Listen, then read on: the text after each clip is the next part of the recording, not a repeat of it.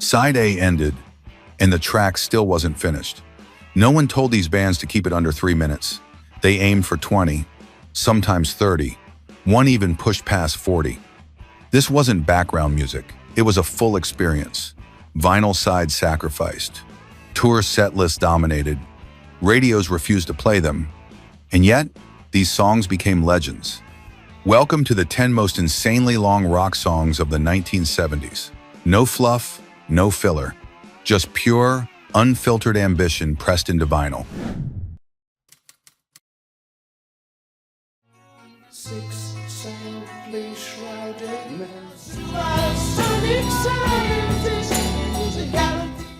Released in October of 1972 as part of the album Foxtrot, Supper's Ready is a 23-minute suite that defined the early sound of Genesis. The track is divided into 7 sections, each with its own musical identity. It moves from gentle acoustic moments to complex instrumental climaxes without losing its central narrative. The lyrics, led by Peter Gabriel's expressive delivery, are loaded with surreal and biblical references, building a story that feels both theatrical and cryptic. Tony Banks on keyboards and Steve Hackett on guitar shaped the song's constantly evolving texture. Their interplay allowed the band to explore shifting time signatures, sudden tempo changes, and layered harmonies. One of the most iconic segments, Apocalypse in 9/8, became a benchmark of progressive rock complexity. Supper's Ready was rarely performed in full after Gabriel left the band. However, it remains one of the most ambitious and detailed compositions in progressive rock history.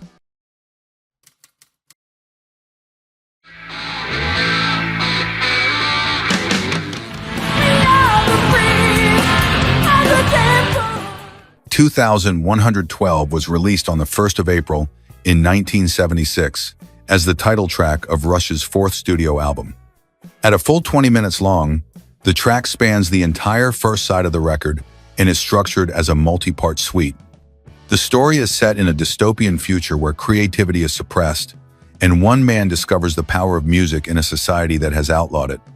Geddy Lee's high-register vocals narrate the protagonist's journey, while Alex Lifeson delivers intricate guitar work and Neil Peart anchors the structure, with powerful, shifting drum patterns.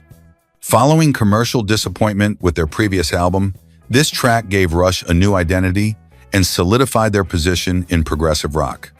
It became a turning point not only in their career, but in how concept-driven rock albums were received.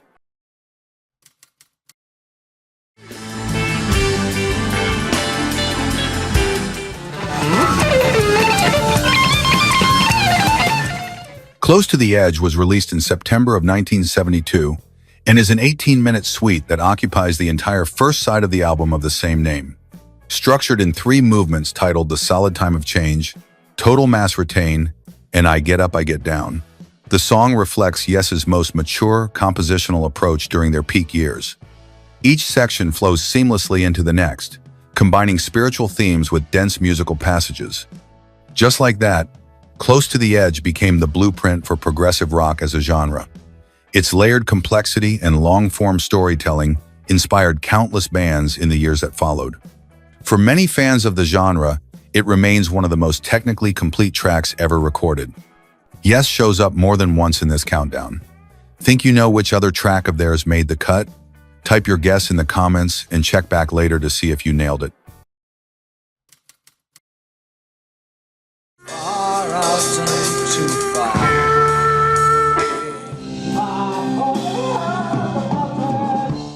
Released in October of 1971 as the closing track of the album Pawn Hearts, A Plague of Lighthouse Keepers is a 23-minute composition divided into 10 seamlessly connected sections.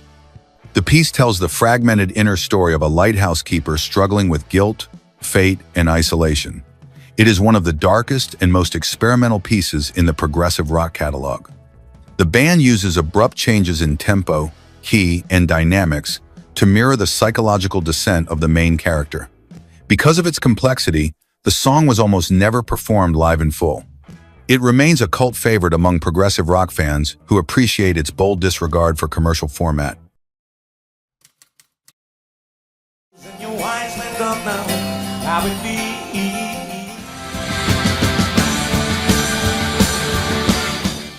This song, called Thick as a Brick, was released in March of 1972 and is a single 44-minute track that spans both sides of the vinyl album. Conceived as a parody of the emerging concept album trend, it unintentionally became one of progressive rock's defining masterpieces. The lyrics are presented as a poem by a fictional child prodigy, Gerald Bostock, serving as the core around which the music evolves. The piece moves effortlessly between folk, hard rock, and classical motifs, with intricate instrumental interplay from the entire band. Despite its satirical origins, the level of musical and lyrical detail quickly elevated it beyond parody. Thick as a Brick was a commercial and critical success, showing that long-form rock could still engage a broad audience. It remains a reference point for concept albums and extended compositions across the genre.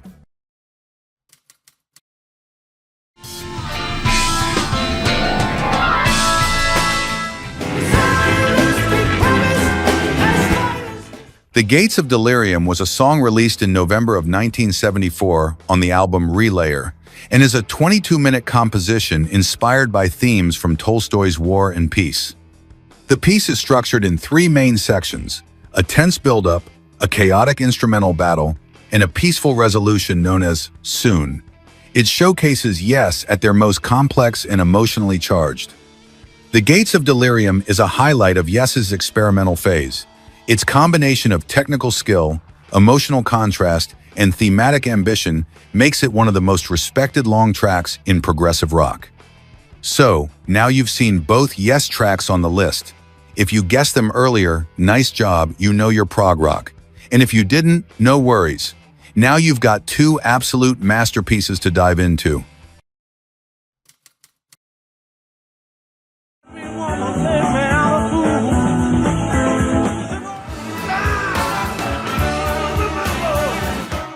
The live version of Whipping Post, recorded at the Fillmore East in March of 1971, stretches beyond 22 minutes and became the definitive showcase of the Allman Brothers Band's live power. Originally a blues rock studio track, it evolved on stage into a sprawling improvisational piece marked by emotional intensity and technical control. It stands as one of the boldest live rock recordings of the decade. More than a jam, Whipping Post became a symbol of the band's southern rock fusion of blues, jazz, and rock improvisation. This performance helped cement their reputation as one of the best live acts of the era and remains a masterclass in how to stretch a song without losing its soul.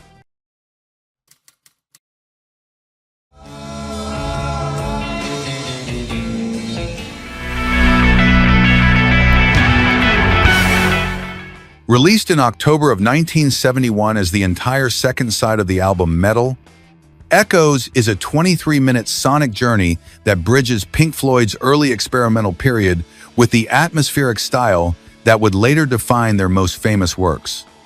It opens with a single sonar-like ping that sets the tone for a slow-building progression of mood, texture, and theme.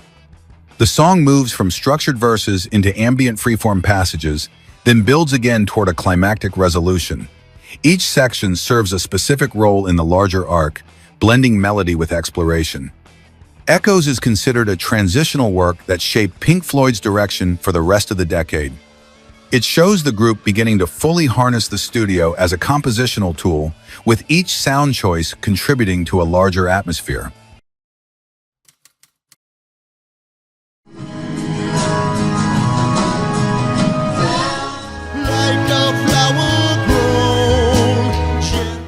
Song of Scheherazade was released in 1975 as part of the album Scheherazade and Other Stories, and is a 24-minute suite divided into 9 interconnected sections. Inspired by the tale of 1001 Nights, it blends classical instrumentation with progressive rock structure to create one of the most theatrical pieces of the genre. The story unfolds with sweeping strings, harp flourishes, and shifting dynamics that mimic the storytelling rhythm of the original legend. Unlike many progressive tracks, this piece leans more into elegance than aggression, emphasizing musical narrative over technical flash. Renaissance managed to bridge the gap between rock and symphonic tradition with this composition. Song of Scheherazade became a signature piece for the band and remains a high point of orchestral rock in the 1970s.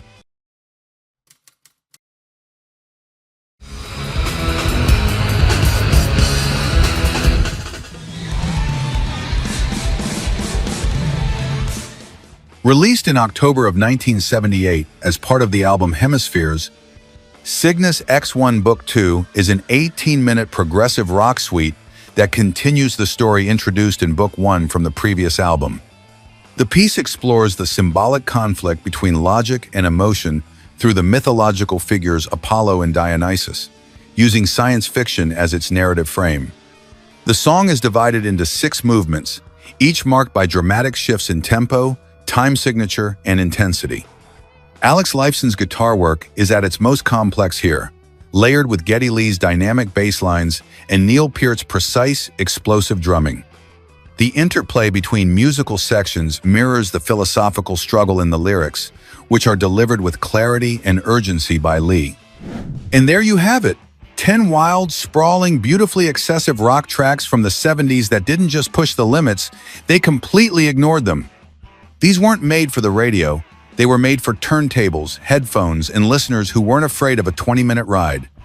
If you made it this far, we know you're one of the real ones. So tell us, did we miss a track you think deserved a spot? Which one of these would you put on a loop for hours? Drop your thoughts down in the comments, and let's build the ultimate long rock playlist together. If you enjoyed this, hit that like button, subscribe, and turn on notifications so you don't miss what's coming next. We've got way more music stories headed your way,